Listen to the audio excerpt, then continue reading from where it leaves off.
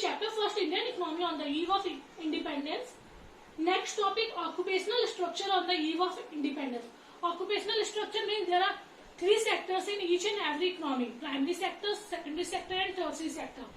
There are three sectors in each economy. Number first, primary sector. Number second, secondary sector, and number third, tertiary sector. So primary sector, those sectors which are related to agriculture, or we can say fisheries, animal husbandry, plant-free, forestry, mining, are known as primary sector, especially which are those sectors which are related to agriculture. Secondary sector, those sectors which are related to small and large scale industry, or we can say building construction. And tertiary sector, those sectors which are related to trade and commerce, services, transport, etc. So primary sector means related to agriculture, animal husbandry.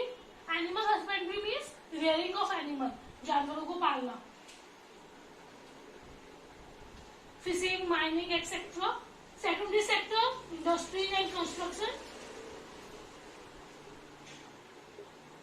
And tertiary sector relates to trade, commerce,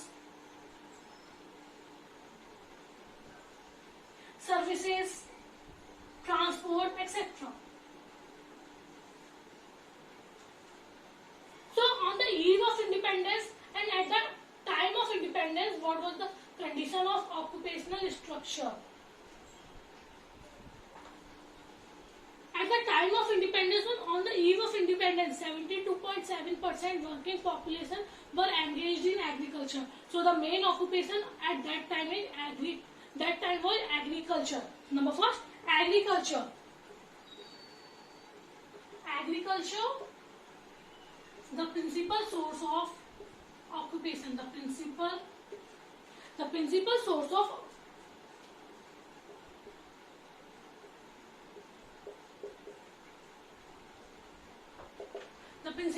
of occupation. So agriculture. On the eve of independence or at the time of independence, about 72.7% of working population was engaged in agriculture. About 72.7% मतलब working population जो लोग काम कर रहे हैं. तो हमारी country में 1947-48 में 72.7% लोग किसमें एंगेज थे? एग्रीकल्चर में. वर्किंग पॉपुलेशन जो काम करने वाली पॉपुलेशन थी वो किसमें एंगेज थी? एग्रीकल्चर में. So it is the main source और प्रिंसिपल सोर्स ऑफ ऑक्यूपेशन. मतलब ज्यादातर लोगों को एम्प्लॉयमेंट देने का काम कौन कर रहा था? एग्रीकल्चर कर रहा था. Percentage of population depending on agriculture in much less in advance country. वही हम कंपैरिजन करें दूसरी कंट्रीज का, जो एडवांस कंट्री है उसका परसेंटेज बहुत ज्यादा लो होता था. For example in England and America it was only 2%. यहाँ इंडिया में 72.7% है, पर इंग्लैंड एंड अमेरिका में कितना एग्रीकल्चर था 1947 एंड 48 में? 2%. सिर्फ 2% लोग क्या कर रहे थे? एग्रीकल्चर कर रहे थे. बाकी सारे इंडस्ट्री या सर्विसेज या टर्शरी सेक्टर में लगे हुए थे. In Japan 12% and in Germany 4%. Japan में उस टाइम कितना था? 12% और जर्मनी में 4%. मतलब सबसे ज्यादा एग्रीकल्चर या प्राइमरी प्रोडक्ट्स को कौन प्रोड्यूस कर रहा था? हमारी इंडिया. और बाकी सारे लोग इंडस्ट्रियल गुड्स या टर्शरी सेक्टर में लगे थे. तो ये भी एक रीजन है बैकवर्डनेस का या पॉवर्टी का, क्योंकि एग्रीकल्चर से इनकम इतनी ज्यादा होती नहीं है और हमें क्या करना पड़ता था? बाकी सामान या कैपिटल गुड्स वगैरह बाहर से इंपोर्ट्स करने होते थे. तो हमारा जो एक्सपोर्ट था बाहर जाता था वो बहुत कम दामों में बिकता था, और वहां से जो इम्पोर्ट होकर हमारी कंट्री में आता था वो बहुत ज्यादा महंगे दामों में खरीदा जाता था. तो ये भी एक रीजन था कि हमारी कंट्री कैसी थी? बैकवर्ड थी या पुअर थी. And this indicates backwardness of the Indian economy at the time of independence. क्योंकि हमारा ग्रोथ कैसा था? अनबैलेंस था. एक सेक्टर इतना ज्यादा डेवलप था और बाकी दोनों सेक्टर्स का बहुत कम परसेंटेज था या ना के बराबर ही परसेंटेज था. Clear? Number second, industry.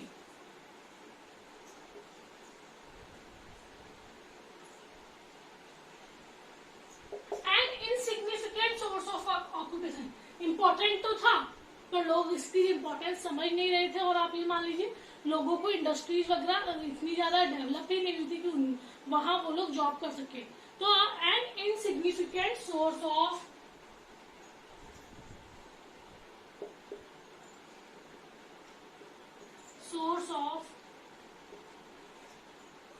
occupation. So industry an insignificant source of occupation. On the eve of independence or at the time of independence, barely 9% of the working population in India was engaged in industry और in mining. कितनी percent population industries में लगी थी? Purely, मतलब मुश्किल से 9% population, मतलब 100% population में 72.7% एग्रीकल्चर में लगी. और इंडस्ट्री जो मेन हमारी कंट्री का मतलब सारा का सारा इंफ्रास्ट्रक्चर जिस पर डिपेंड कर रहा है उस पर हमारी कंट्री की पॉपुलेशन कितनी लगी थी? Only 9%. So barely 9% of working population in India was engaged in manufacturing industry. On the other hand, in America, it was 32%. In America, it was 32%. In England, it was 42%. And in Japan, it was 39% population in these activities.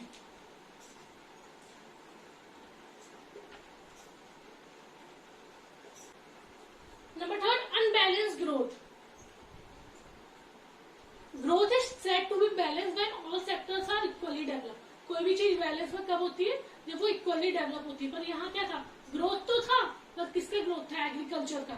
Industry का growth नहीं था, services का growth नहीं था. किसका growth था? सिर्फ agriculture का.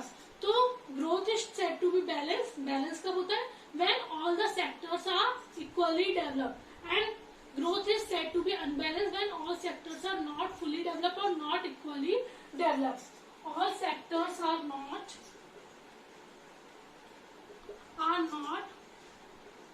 equally developed. So growth is said to be balanced when all sectors are equally developed and unbalanced when all sectors are not equally developed. In case of India, secondary and tertiary sectors are, in case of India, secondary and tertiary sector were in their infant. Infant means अभी जो पैदा हुए 1 साल से कम उम्र के बच्चे होते, कल भी बताया था infants होते. तो in secondary and tertiary sector, in case of India, secondary and tertiary sectors were in their infant stage of growth. मतलब growth का कौन सा स्टेज था? infant. मतलब जैसे अभी वो लोग पैदा हुए. So all the 3 points prove that at the time of independence or on the eve of independence, Indian economy was backward or fully backward or undeveloped country. Clear all of you? Next topic, industrial sector on the eve of independence. It includes 2 parts. Number 1, decay of handicraft industry. Handicraft industry means handmade products, or we can say handmade industry. And number 2, bleak growth of modern industry. Bleak means very slow.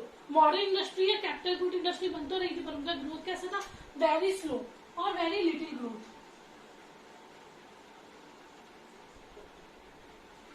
We will discuss one by one. Number 4, decay of handicraft industry.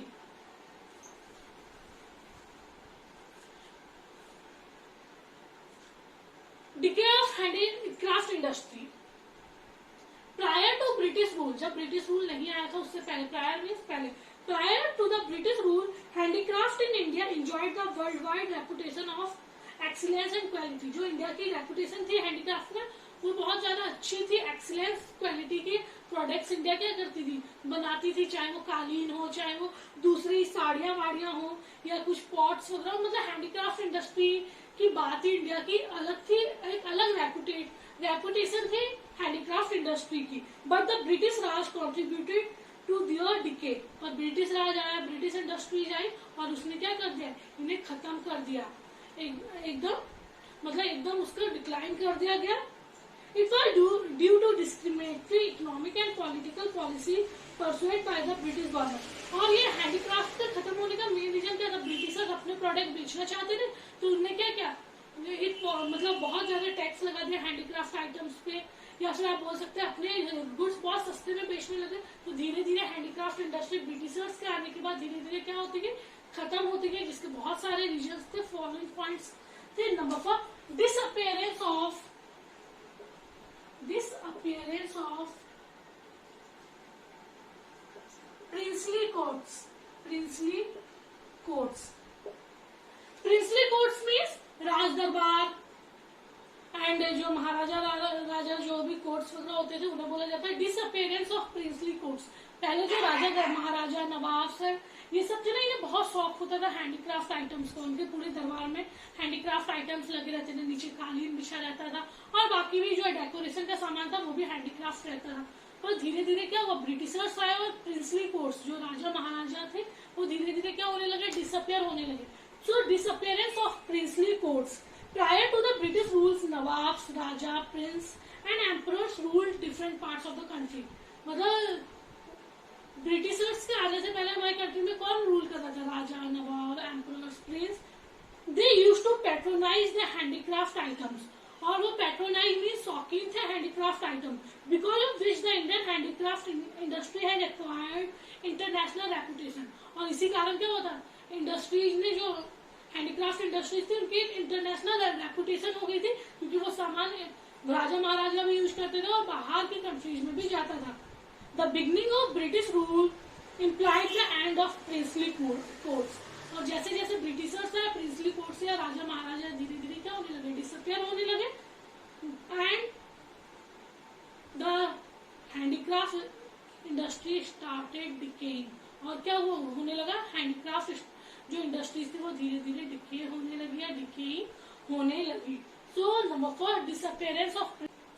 Number 2 introduction of railways in India. India में किसका introduction कराया Britishers ने railway का। और main reason क्या था Britishers का, उन्होंने कोई हमारे ग्रोथ एंड डेवलपमेंट के लिए नहीं किया था, उन्होंने रेलवे का ग्रोथ इसलिए किया था इंडिया में ताकि वहां से जो बना हुआ माल है वो हमारी कंट्री में आए और हमारी कंट्री से जो रॉ मटेरियल है वो उस कंट्री में जाए।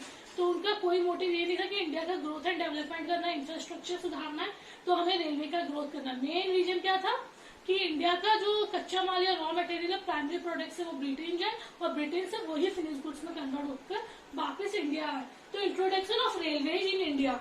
With the introduction of railways, size of the market for the low-cost British products tended to expand. तो जैसे ही रेलवे का इंट्रोडक्शन हुआ तो क्या हो गया, माल इजीली हमारी कंट्री में आने लगा ब्रिटिश। तो क्या हो गया, उन्हें मार्केट मिल गया था एक ब्रिटिशर्स को कि वो अपना माल इंडिया में आकर क्या कर सकते, बेच सकते और कम दामों में बेचते थे।